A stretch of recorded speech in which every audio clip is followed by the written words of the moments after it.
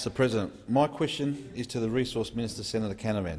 Senator, as you know, there are more than 60,000 sheep stranded in a feedlot on the outskirts of Perth with nowhere to go. They were due to be shipped off to the Middle East earlier this week, but now that the federal government has suspended the licence for Emmanuel exports, can the Senator please explain if he had any consultation with the exporter prior to the suspension of the licence, and how many times? And secondly, what time frame constitutes a northern summer export ban? The Minister for Resources in Northern Australia, Senator Canavan. Thank you, Mr President. I thank Senator Georgiou for that very important question.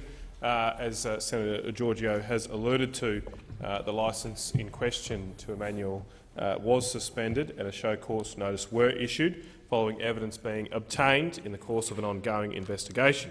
Exporters are responsible for ensuring they meet the animal welfare requirements under Commonwealth and state law. The investigation was conducted by the independent regulator, which the government fully supports, and once issuing a show cause and a notice and a suspension, these are serious decisions for the regulator, and they cannot be rushed, nor can they be held off once the evidence indicates the need for action. We support that action, but it is one conducted by the independent regulator, and it is they that have held the discussions and investigations with the relevant exporter in this case. In terms of the second part of your question, Senator Georgiou, I reject any suggestion that there is a northern summer ban in force. The government remains committed to supporting a sustainable live sheep export industry that is appropriately regulated according to strict animal welfare standards. We were all disgusted by the footage that was revealed a couple of months ago, but the government did not take knee-jerk reaction. We took appropriate action to establish a proper independent review in the McCarthy Review. It's made a number of recommendations which we have all accepted. Already we have reduced the mortality threshold allowable on boats from 2 to 1%.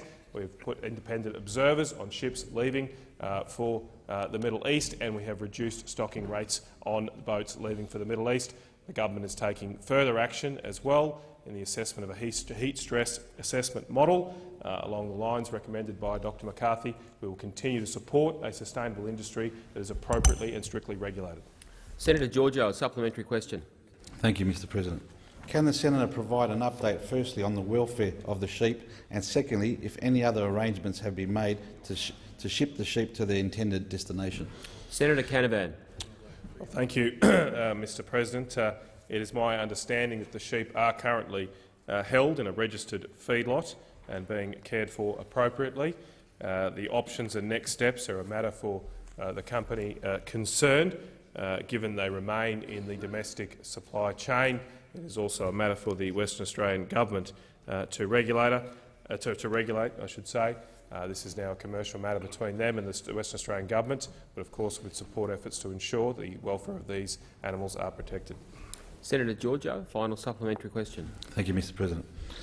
Given that live sheep exports represents a $200 million business for WA alone, is the government aware that there are already reports emerging about feedstock supplies in rural WA having to lay off staff due to pending oversupply of feed pellets, and what compensation measures, if any, will the government provide? Senator Canavan. Well, thank you, Mr President. The government is proud to support all farmers who face distress and difficulty in their business. To the extent that there are issues in Western Australia in regards to the live sheep trade, the Australian government already provides a range of assistance measures to Western Australian farmers and farm businesses that are facing hardship, including farm household allowance payments to eligible farmers, rural financial counselling services and the provision of farm management deposits. We will continue to work closely with the farm sector to support those farmers in need, as we have done in many other circumstances. Senator